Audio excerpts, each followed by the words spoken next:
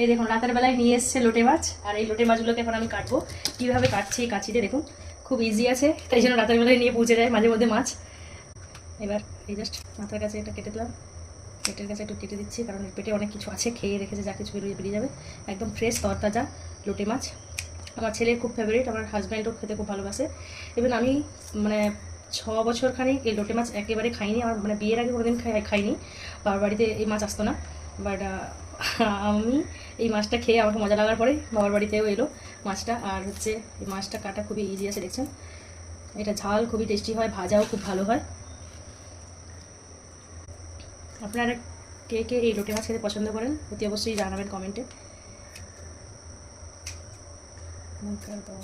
ঠিক আছে।